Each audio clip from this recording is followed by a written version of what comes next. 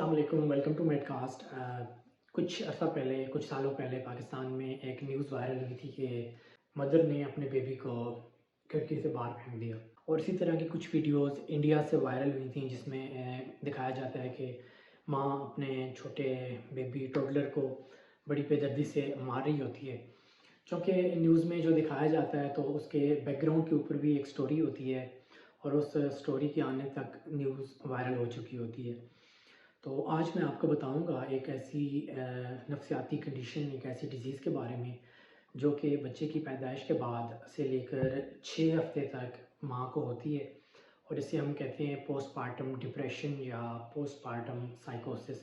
Basically साइकोसिस depression की एक worst form होती है और इसमें मदर जो है वो डिप्रेशन में चली जाती है जिस वजह से कुछ ऐसे नाखुशगवार वाक़यात या ऐसे अनप्लीजेंट इंसिडेंट्स जो हैं वो रोनुमा होते हैं। 2013 की एक रिसर्च स्टडी के मुताबिक पाकिस्तान में 28 to 63% जो मदर्स हैं उनको ये पोस्टपार्टम डिप्रेशन लाहक होती है और पूरे एशिया के अंदर पाकिस्तान में जो इसका रेट है वो सबसे ज़्यादा है। यानी पाकिस्तान में पोस्टपार्टम साइकोसिस या पोस्टपार्टम डिप्रेशन के जो मरीज़ हैं वो पूरे एशिया में सबसे ज़्यादा है। So there is need to spread the awareness कि हमारे जो ख़ास तौर पर रूरल एरियाज़ हैं तो वहाँ पे इस तरह की कोई अवेयरनेस कैंपेन्स वगैरह नहीं होती और इस बीमारी को लेके किसी को पता भी नहीं होता कि क्या हुआ है क्या नहीं हुआ। तो अगर इन चीज़ों का हमें पता होगा और इन चीज़ों से हम वाकिफ़ होंगे तो इनका इलाज भी मुमकिन है और इस तरह के नाखुशगवार वाक़यात से भी हम बच सकते हैं। पोस्टपार्टम डिप्रेशन या पोस्टपार्टम साइकोसिस में होता क्या है?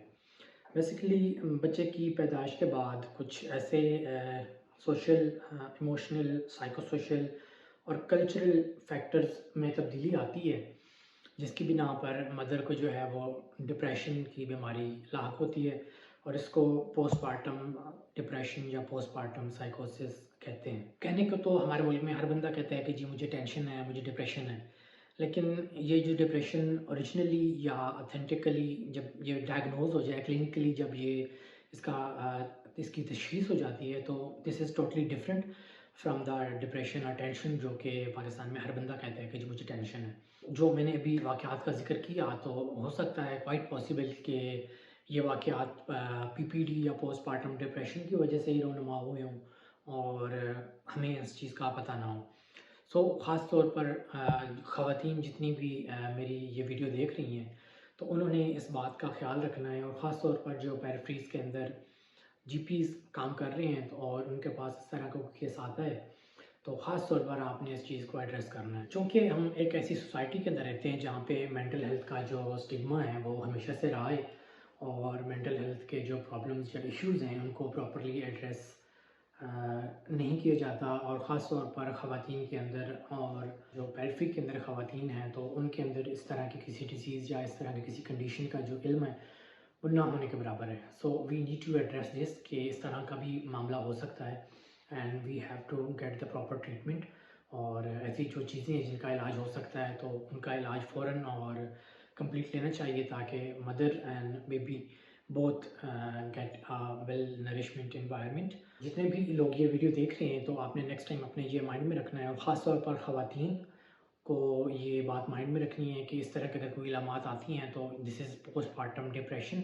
इसकी कुछ इलामात हैं जिनमें से मैं आपको 5 इलामात बता देता हूँ और इन 5 इलामात में से अगर कोई इलामात आपको महसूस होती हैं या किसी पेशेंट में देखने को मिलती हैं तो आपने स्पेशली इसका ट्रीटमेंट जो है वो लेना है या आप जीपी अगर काम कर रहे हैं तो आपने इस चीज़ को प्रॉपर मैनेज करना है।